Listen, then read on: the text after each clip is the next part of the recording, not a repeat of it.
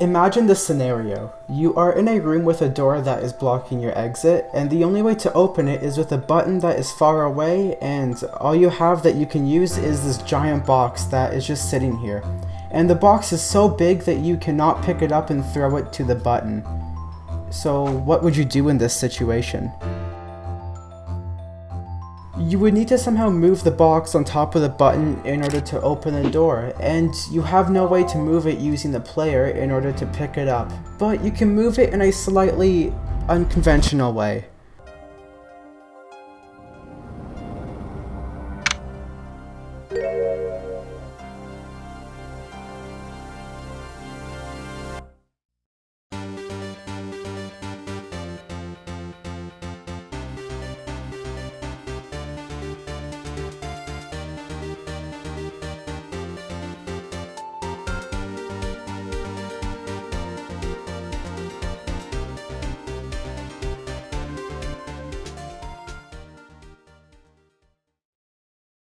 I've been working on a 3D puzzle game for a while that I called Project Pulse for the time being. The Pulse part was for a gameplay mechanic that I kinda scrapped, so that's a bit awkward.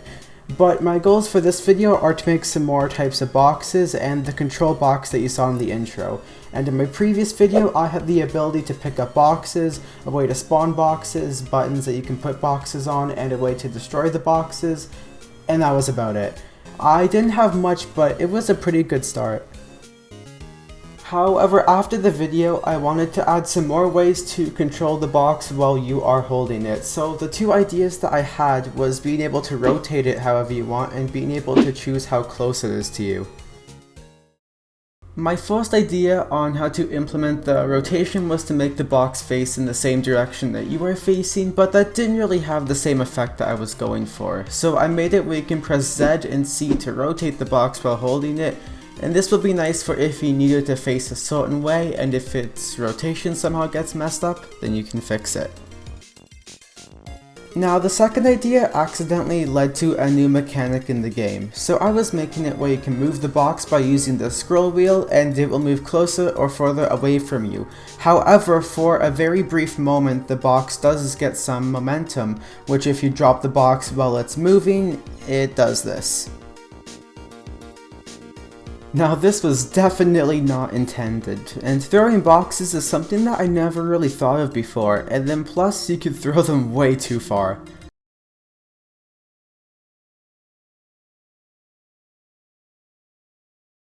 So I eventually made it where you can throw them by simply pressing R instead of scrolling your mouse wheel and then getting lucky because you press E at the correct time, and then made it so whenever you drop the boxes their own velocity is set to 0, so then now you have to press R in order to throw them.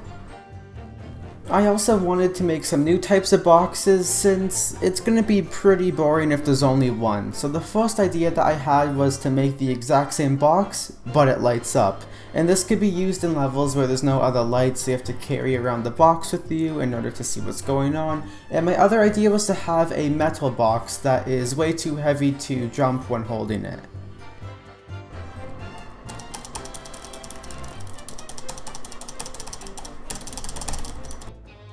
But then I realized that you could just drop it, jump, and then pick it up before it even started to fall, and that kind of ruined the entire point, so I just eventually made it where the box is too heavy to be stacked on top of other boxes, and it is immune from being destroyed by the box destroy walls, all while still being able to jump. But I don't know if not being able to stack on other boxes will be a huge game changer, since you can just stack them the other way, and then it literally makes no difference.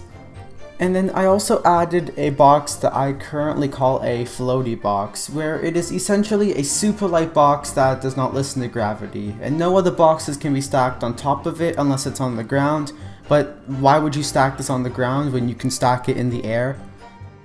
And the intended use for this is that you put it a bit in the air, jump onto it, and then jump to another area. But you can just do the good old fashioned, I can jump off a box after dropping it and pick it back up, except it's way too easy now with this.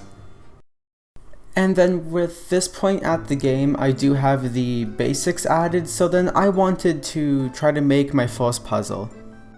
So I tried making a puzzle to test out the floaty box, where you have to use it to jump up onto a ledge, throw it across the gap, use the box again to jump up onto the decorations, grab the other box and place them both on the buttons in order to complete the puzzle.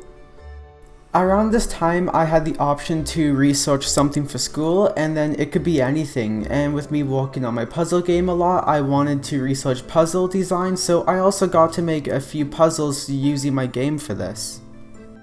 I ended up making 3 more small puzzles, along with changing up the floaty box one a little bit, and the first one is the typical place the box on the button, and the second one uses the box storing mechanic, and the third one just uses it, but in a much bigger area. And then at this point we had to send out our project to others to then get some feedback from a survey from them. So then I decided to send out my puzzle game to some friends to test out, but one participant stood out. My friend Matt played the game, and let's just say if you ever want to find exploits in your game, I know exactly who to send it to. I tried to make it so you'd move with the box, but when I did that, you could fly by dropping the box when it's really close to you. Huh. It's like an helium balloon, you don't want to lose it. Beep boop. What? It's just... Shoot. I missed the train. I'm so gonna ride the elevator, bro. Wait. What? I beat the game. That makes no... Wait. Also, you misspelled survey. I don't... Yeah, so after that, I took a break from working on my game for a few months, and I was mainly working on like uploading some other kinds of videos, and then around July of this year, I started to work on my game again, but I wanted to add something new. Because I did not want it to only be a Portal clone, I wanted it to be a Portal clone with its own twist. So far, it really only had boxes and that was about it, and I wanted something that would be somewhat unique and fun to play around with, so I had the idea of, what if you could take control of other objects? Now, I'm sure that other games have done this, because other games have done this, but I want to do it in a context where you use the objects you control to help you complete a puzzle. The idea did end up just getting shortened to the control box that you saw in the intro of the video, but I might try using some of the other ideas I had in the future. So I started making a model for a door. This was essentially going to be a tutorial on how to use the control mechanic. The idea is that you essentially possess the door and then you can control it. And then after some time I made it so you can look from the door's point of view and press space to open and close it. Now, the next idea was to have a box that you can control, but it was a tiny bit different than what we have now. The original idea was that you look from the box's point of view, which I realized is a really easy way to make someone feel sick, so I wanted to find another idea. However, when I was testing, I forgot to set up the camera, and I was able to control the box, while still being able to walk around. That's when I realized that it's going to be a lot easier to go with this, and it's just more fun to use in general, and then plus it can lead to so many different puzzle possibilities. I used a tutorial by Thomas Friday to make the box work, and I made a few changes though to make it work in the context I want to use it for, but there was still a huge problem. The tutorial was planned for a game where you have a set direction that you always look in, however that is not the case in my game, and due to the revolutionary gameplay of being able to look around, you won't always be facing in the same direction.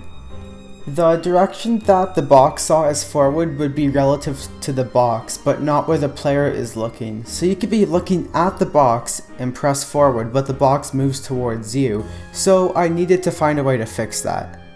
The way that I was able to fix this was by making an empty object on top of the box that would go and mimic the player's rotation, but there was still an issue because if the player was facing in the same direction as a corner of the box, it shouldn't be moving that way. So the way to fix that is by using this equation, and the way that I think it works is that it takes the rotation and divides it by 90, giving you 0, 1, 2, 3, or 4, and then after that it is multiplied by 90, which makes it get set to one of the 4 directions. So I was able to make it round to the closest rotation, but it still felt a bit weird when it would suddenly change its direction, but the intention is that you take your hand off the mouse to use the arrow keys, so hopefully you aren't looking around when you are controlling the box. However, because this is game development, there is still a lot more that we have to do. And the main issue was that the box can currently go through walls, which is not what you want to have in your own puzzle game. So in order to fix this, I made it so each time that the box moves, it saves its rotation and position, then if it hits an object that is on the wall layer, it teleports back to its old position. And this did a decent job of fixing the issue for now, but I put an empty object with a small collider inside of the player to prevent the box from messing with the player too much. But even this was not foolproof. So I added 4 colliders that are roughly the same size as the box on all 4 sides that it can move in, and if it collides with something, it tells the box that it is not able to move in that direction, and the button for that direction on the GUI turns red, and that's about all we have to do for the control box for now. And now that the control box is in a decent state, it is time to try making a puzzle with it. The first is fairly simple. You spawn in a room with the control box and you also have a button in front of you which activates the door at the end of the hallway. However, the ledge is too high up for you to just jump off the ground and reach, so you have to move the control box there and jump up. However, the button is not activated. So the solution is to move the box back onto the button. Now this sounds like a simple puzzle, and well, it is, but it is in order to teach the player that you can first of all move the control box from a distance, and second of all you can jump on top of it in order to get height, and that it can also activate far away buttons. I tried making some other puzzles, but they did not really work out for multiple different reasons, and I used some of my own models for the boxes for now, since I would like to use something that I made and then can improve later, because the ones that you've seen for the majority of the video were from a prototype pack on the Unity Asset Store. And this project has changed a lot since I first started it, and it was called Project Pulse despite the pulse mechanic not being used anymore. So I needed to think of a name. I was kind of wanting to go all in with the boxes, making a bunch of different types of boxes, so when you play the game, you are excited to see what's next. From boxes that can defy gravity to boxes that can teleport, I would like to see what these boxes could be capable of, so I wanted a name that would represent that. Names have always been something that I'm very bad at thinking of and deciding which one to use, so I will need to think, like really think in a different way, in an original or creative way. I need to think outside the box. Wait, think outside the box. Well, that's a pretty well-known term. It fits with puzzle games and also has to do with boxes. However, I don't want to use a quote as my game name. So since puzzle games are focused on thinking, I decided to do the only smart thing. Now that is a puzzle game. Outside the box is what I decided on, and funny story, it actually has some relevance to other parts of the game, however I do not want to mention too much right now. And I also decided to make a logo for the game, and now you might be wondering, why would you make a logo already? Well, I wonder if this has something to do with it. I officially have a Steam page for my game now. This is essentially a way of saying I'm going to finish this game. It might take a while, but I will finish it one day. And the expected release date is 2022. I'm hoping that's true, but it will be updated if needed. You can see more about the game there, and well, if you've watched any other game dev YouTuber before, you probably know where this is going. If you are interested in the game with what you have seen so far, you can wishlist it there to help out and get notified when it one day releases. Now that felt cool to say.